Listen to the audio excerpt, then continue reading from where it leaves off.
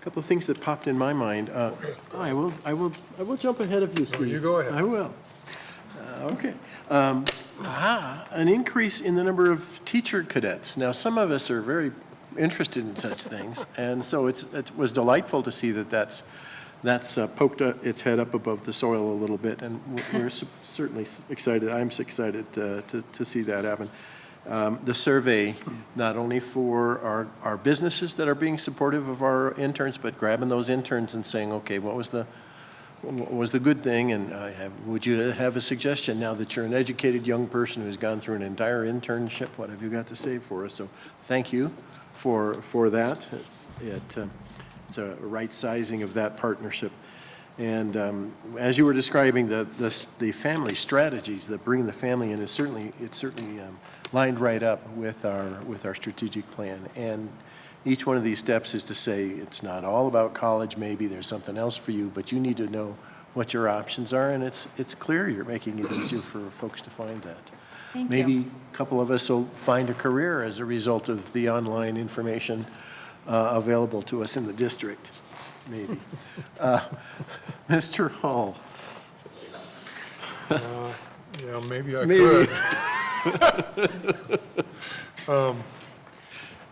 Thank you, Doctor, for your presentation very much. This is something that we all hold very near and dear. Just happened to be in another meeting the other night with Mr. Billings and I, with the other ACE board members, advisory members, and one thing came out. One comment was made that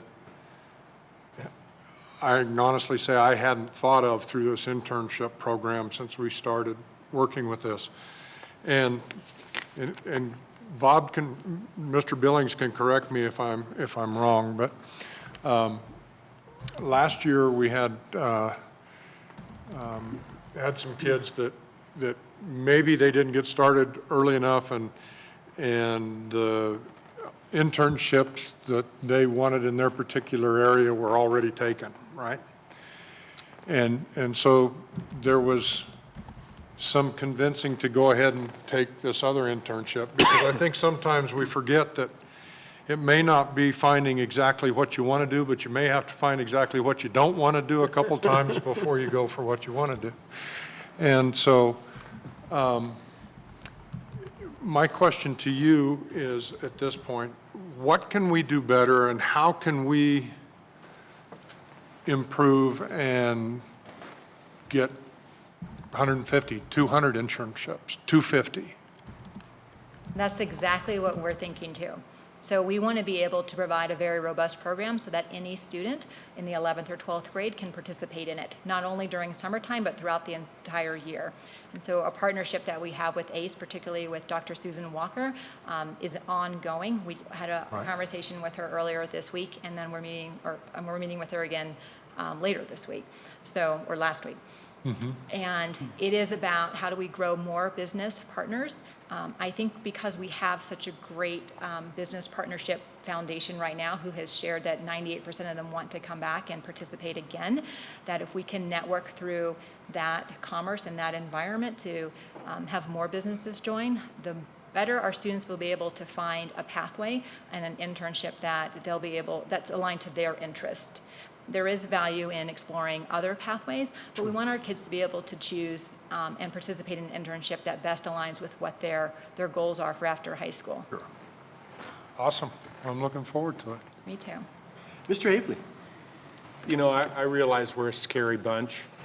So congratulations on your first presentation. You did a great job. Thank you. Yes, you did. Thank you. Very, very well done. I would like to thank the city of Greeley and Roy Otto and Susan Walker and Bob Billings. As it's another form of the alliances that we have that make our community such a special place. And as I look at this, I was in the district when everybody was supposed to go to college, and being career ready wasn't really an option. And it's really nice to see that we've changed that focus to allow all of our students to be a success. And when you look at your numbers on the sheet that you gave us, they match the demographics of the district impeccably, and I think that that's something that should be compliments to all of you for doing a great job. A couple of my questions are, When we have educators who are working in these areas to help our young people with their career paths, is there a set of PDs that they take, or is it just foisted upon them? Do they volunteer? How do I become a career person? And then my other one is, I think it was great what you showed, that I can go look and, I want to be a college professor like Mr. DeWitt, and it shows what I have to do and how much money I'll make just like him. Yeah. Are you going to track that in some way to find out how it's used, as well as, having people follow up with the people who use it so that we can assist them along their Right, path? like if it made a difference for Yeah. them. So 2 questions. So on the first one of the things that we want to explore are what are called teacher externships, where teachers can partner with a business and either shadow for a day or for an extended amount of time and get some practical, real life, real world experiences in an industry and bring that back into their classrooms. So there are some professional development that is around building relevancy inside of the classroom, and that's wonderful. But I think just like the internship for the student, there's a lot of value added where teachers can have that similar opportunity in a teacher externship. And then are we going to track? Oh, yes. And then, sorry, your Sorry. second question. I talk a lot, way too much. So that, I think, is a great idea, and we will definitely add that to our plans, because we want to make sure that any tool that we're putting in the hands of our kids in our schools is we're doing it for a purpose, and how do we know that that's working? And so monitoring, how the students are accessing it, how teachers might be accessing it, also particularly in the career and college planning classes that occur in the 9th and the 10th grade, if it's making a difference for what students are identifying for their future goals, I think it will. Those are things that we can easily track, and it could be a part of the process as we're developing the student internship surveys, that we are including that component of it too, of how did you land on these pieces? Did the academic planning tool help you do that? What pieces would you change? Would you add? Because it needs to be very student-friendly, family-friendly. And so right now, this is our best thinking, and the more feedback we get from our students will make it even better. Okay, thank you very much. Very good. Ms. Elise? I know it's easier for students and families to have a list to work from, but has there been any kind of career requested that hasn't been presented or hasn't been part of this yet? A type of career request, like Yeah. a pathway that, I'd really love it if there was X Yeah. pathway. So that's a great question, which is why we want to evaluate the current pathways that we're offering to see if they are still aligned to our top local and regional industries. Are they still very viable pathways? And then we want to look at what other pathways are out there that we should be pursuing, because maybe there is a gap in what we are offering, though we do have a very robust pathway program. Are those really the right ones that we should be pursuing? And maybe they are. Maybe they're beautiful. Students are enrolling in them, increased enrollment, but maybe there are other pathways that we haven't considered that we want to. So that's part of our next steps, is to do the research and evaluate some other pathways that are in our nation. Thank you. Mr. DeWitt?